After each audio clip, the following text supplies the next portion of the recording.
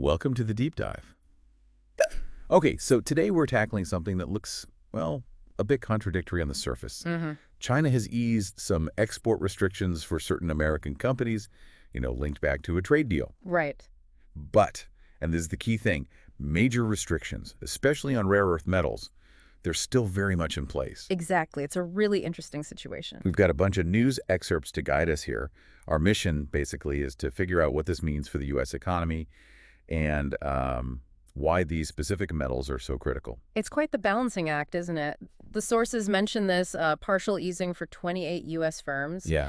And it seems to stem from that understanding reached back with the Trump administration in Switzerland, I think. That's right, Switzerland. Yeah. And there's a date mentioned, April 2nd, 2025, for some non-tariff measures to be suspended or maybe removed. Okay. So you see some movement there. But then these really vital metals, 7 rare earths, the sources specifically call out samarium and gadolinium, those are still under tight control. What makes those particular elements so, well, indispensable? Well, these aren't just ordinary metals, samarium, gadolinium. They're absolutely crucial for making high-strength permanent magnets. Oh, okay.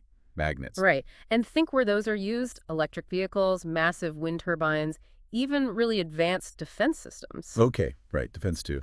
So you can see why controlling their export would stay pretty sensitive, even if other trade tensions are easing a bit. Absolutely. And here's where it gets really critical, I think. It's not just that these metals exist, but where the U.S. actually gets them from. Our sources are pretty clear. The U.S. depends significantly on China for these materials.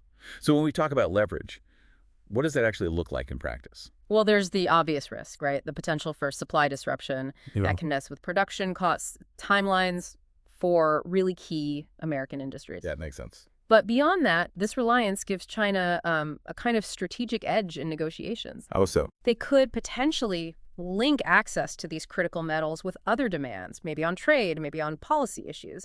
It becomes a bargaining chip. And it's not limited to just rare earths, is it? I saw a mention of the CRME report. Yeah. That's the Critical Raw Materials Alliance. Yes, that's one. It highlights China's dominance in other areas, too, like controlling roughly 80% of global gallium production. Yeah. 60%. Of germanium. Exactly. Gallium, germanium. Vital for semiconductors, other high-tech stuff. So it paints a much bigger picture. Wow. It shows significant control across a whole range of materials that are, frankly, essential for modern technology. Okay. And then you look at the actual reserves, the amount in the ground. That really underscores the challenge for the U.S. How big is the difference? Well, estimates put China's extractable rare earth reserves at around 44 million tons, the U.S. about 1.8 million tons. 44 million versus 1.8. That's huge. It is. Now, Vietnam has a lot, too, maybe 22 million tons, Brazil around 21 million. But the gap between the U.S. and China is still massive. That resource difference is just staggering.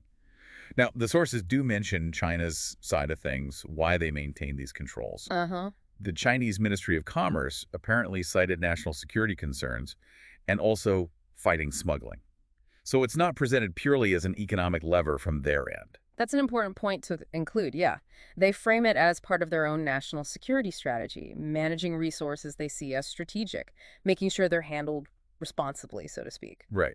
So wrapping this up then, this easing of some trade restrictions, it feels temporary or maybe selective. It seems that way. And it has to be viewed against this backdrop of China holding on to tight control over these critical rare earths, plus their wider dominance in other key materials. Precisely. That control gives them significant strategic leverage. It impacts vital American industries, from energy to defense. But while some trade friction might ease off slightly in certain spots, the ongoing restrictions on these specific elements, these rare earths, they really highlight a major point of influence. It touches both economic competition and, U.S. national security. It definitely gives you something to think about. Yeah. So the final thought maybe for you, the listener, given this huge difference in rare earth reserves and China's own national security justification, what kind of long-term strategies does the U.S. even need to start exploring? To really secure its economy and its security in this really vital sector. Thanks for this deep dive.